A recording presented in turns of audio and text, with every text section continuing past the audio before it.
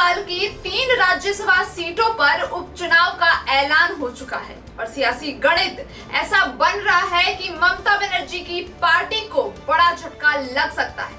अगर बीजेपी ने ये तीनों सीट जीत ली तो एनडीए राज्यसभा में 2/3 बहुमत के और भी ज्यादा करीब पहुंच जाएगा। आखिर क्या है पूरा गणित और क्यों इन तीनों सीटों पर पूरे देश की नजर टिकी हुई है, देखिए ये हमारी खास रिपोर्ट। नमस्कार, मैं हूं अंशु ठाकुर और आप देख रहे हैं आरंभ न्यूज।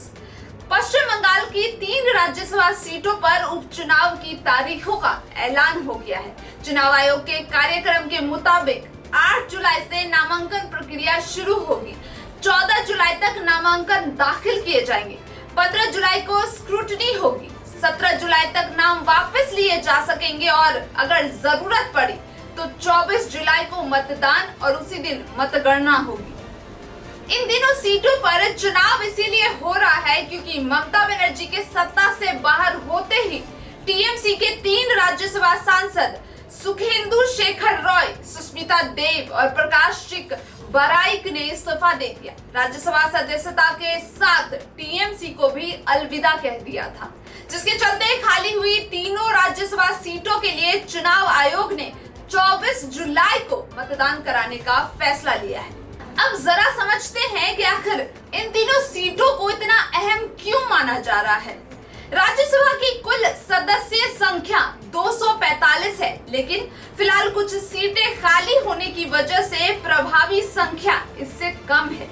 किसी भी संवैधानिक संशोधन विधेयक को पास कराने के लिए सदन में मौजूद और मतदान करने वाले सदस्यों के 2/3 समर्थन की जरूरत होती है। इसीलिए राज्यसभा में हर एक सीट का महत्व काफी बढ़ जाता है।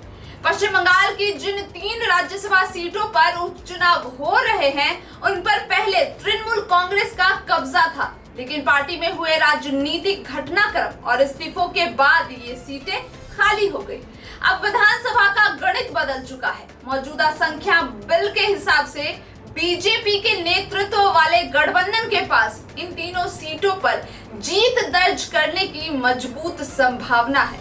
अगर ऐसा होता है तो राज्यसभा में एनडीए के सांसदों की संख्या 3 और ज्यादा बढ़ जाएगी। यानी एनडीए को सिर्फ 3 नए सांसद ही नहीं मिलेंगे, बल्कि राज्यसभा में उसकी ताकत पहले से ज्यादा मजबूत होगी।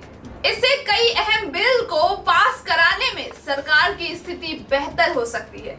हालांकि सिर्फ इन 3 सीटों की जीत से एनडीए को अपने आप 2/3 बहुमत नहीं मिल जाएगा। 2/3 बहुमत के आंकड़े तक पहुंचने के लिए उसे अभी और कुछ अन्य दलों के समर्थन या भविष्य में और सीटें जीतने की जरूरत होगी। यही वजह है कि पश्चिम बंगाल की ये 3 सीटें सिर्फ एक राज्य का चुनाव नहीं, बल्कि पूरे देश के संसदीय राजनीति के लिहाज से बेहद अहम मानी जा रही है।